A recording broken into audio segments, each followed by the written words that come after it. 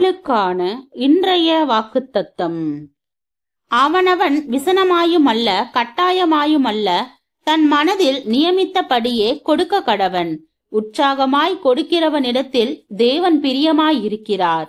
மேலும் நீங்கள் எல்லாவற்றிலும் எப்பொழுதும் சம்பூரணமுடையவர்களாயும் சகலவித நற்கிரியைகளிலும் பெருகுகிறவர்களாயும் இருக்கும்படியாக தேவன் உங்களிடத்தில் சகலவித கிருபையையும் பெருகச் செய்ய வல்லவராயிருக்கிறார். வாரி இறைத்தான், ஏழைகளுக்கு கொடுத்தான். அவனுடைய நீதி என்றென்றைக்கும் நிற்கும் என்று எழுதியிருக்கிறபடியாகும். விதைக்கிறவனுக்கு விதையையும் புசிக்கிறதற்கு ஆகாரத்தையும் அளிக்கிறவர் உங்களுக்கு விதையை அளித்து அதை பெருக பண்ணி உங்கள் நீதியின் விளைச்சலை வர்த்திக்கச் செய்வார்.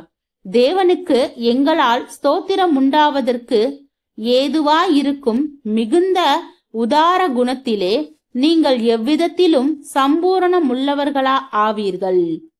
2 கொரிந்தியர் 9 அதிகாரம் வசனம் 7 முதல் 11 வரை.